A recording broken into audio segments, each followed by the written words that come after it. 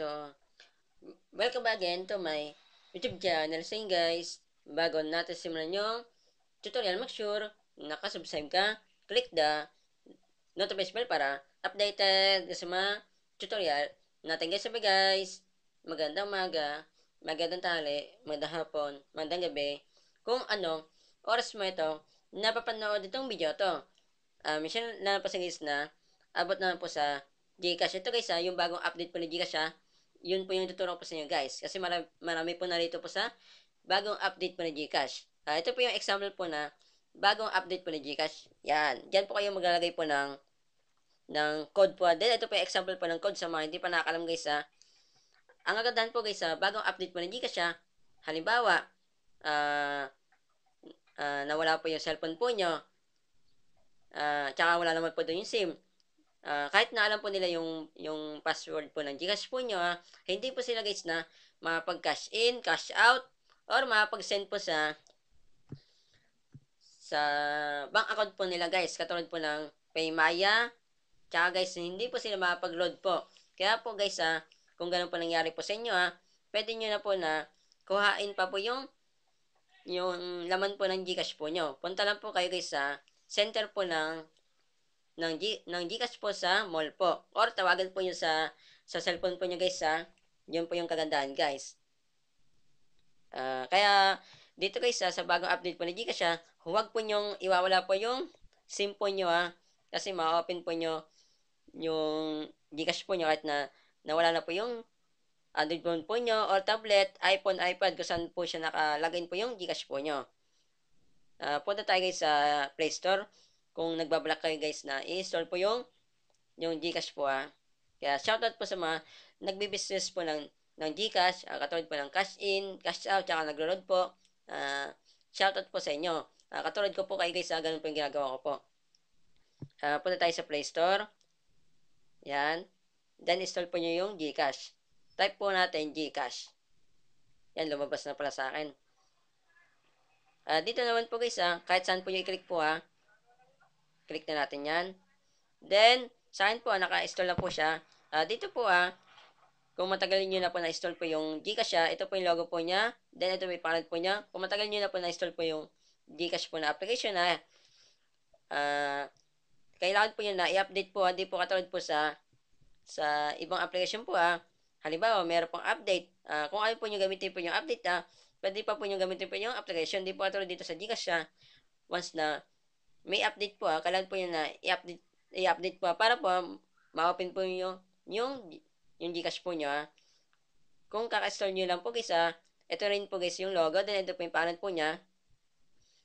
Kung may update po yung isang application katulad po nitong Gcash naka-automatic na update na po siya guys Kung ikaw naman naka-iPhone, iPad ito rin po guys yung logo po niya. Then ito po yung pangalan po niya. Punta na po kayo sa App Store po Kung matagal nyo na po siya na-install po naka-update na din po siya guys yung nga po yung sinasabi ko sa inyo. Hindi po nyo siya magamit kapag hindi po siya naka-update. Kung kaka-install nyo lang po siya guys kahit ano namang games guys, once na meron pong update po yung isang application po kahit hindi po games kahit yung mga katulad po ng Facebook, YouTube naka-automatic na naka-update po siya guys kahit na ayaw nyo po na i-update po guys punta na tayo sa Gcash. Ituturo ko na po sa inyo guys yung bagong update po ni Gcash kasi marami po na rito. Iniisip po nila baka na-hack na po yung Gcash ko kaya nagkakaganito na. Hindi na po siya na-hack guys. Kumbaga, yung gaya nga nasabi ko bagong update po siya ni Gcash. Punta na tayo sa Gcash. Tara. Let's go. Ipapost ko muna itong video na ito ilalagin ko muna guys kasi yung password ko pa kasi ma-hack guys yung Gcash ko po mamaya lang ulit guys. Kapag nandito na ako guys sa Gcash kapag nakapag-login na po guys. Okay, na-open ko na po guys yung Gcash ko po. Meron po siyang lumabas na ads po. Ang gagawin nyo lang dyan po click po yung remind me later. Yan. Naka-hide po sa akin po yung account po sa Gcash po yung available balance po niya. Naka-hide po yan na. Kasi nga po guys, once na meron po nalaman po sa inyo na information, halimbawa, balance, transaction, number, meron na pong way po yung mga hacker para po yung Gcash po nyo, i-hack po nila guys. Yun po yung isang way po nila. Dito po naman po sa ginawa ko pong available balance, ni-hide ko po siya. Gagawin ko po siya ng tutorial. Ipipremiere ko po siya. Ilalagay ko po sa description ng video guys, kapag nagawan ko na po siya ng tutorial. Kaya ako po siya ng premiere para po dito po kayo nakapokus po Tara guys, turuan ko na po kayo. Punta tayo dito sa send. Depende po sa inyo kung ano gagawin po nyo, kung magka-cash in po or magka-cash out. Yung iba po kasi guys, dalawa po yung Gcash po nila. Kapag napuno yung isa, dito naman sila. Kapag napuno yung limit or yung ano nila yung minimum na paglalagay po sa Gcash po click natin yung send. Kaya nagagamit po ng iba po yung cash in kaya yung cash out guys click natin send. Express send po natin. Yan. Dito po tinakpan ko din po yung number po dito para po hindi rin po malaman din po ni hacker po kung ano po yung number, kung baka kasi po i-text nila or tawagan or magharap pa po sila ng way para po mahanap po yung number ko. Type ko muna guys yung yung number ng example natin.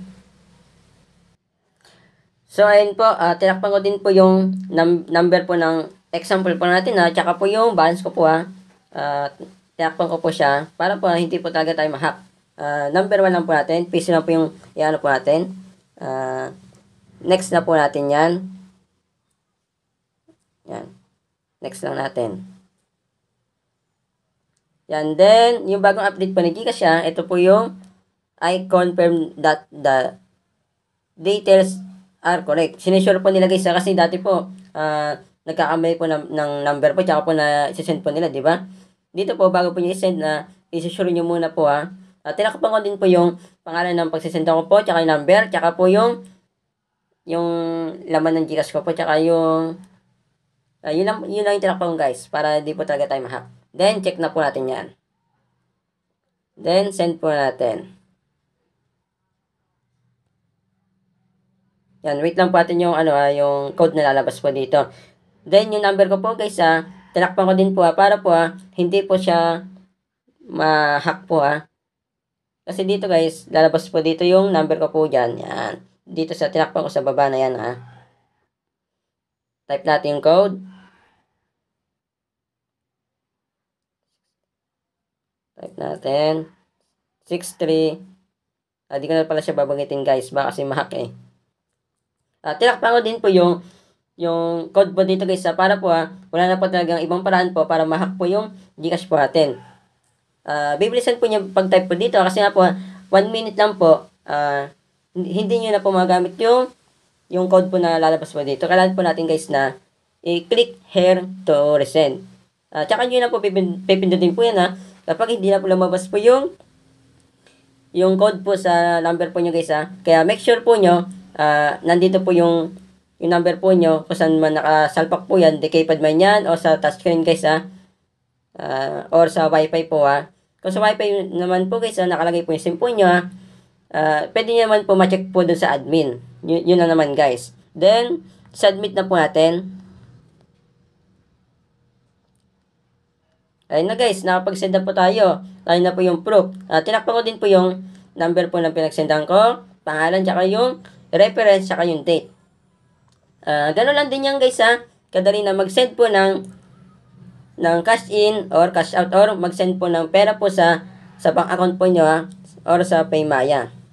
Tsaka guys, sa maglo-load din po, kahit na maglo-load lang po sa Gcash, may code din po lalabas dito naman sa code na po ito paliwanag ko lang po, once na nakatransaction po nyo ng isang beses po hindi na po lalabas guys yung code na po nito, isang beses lang po.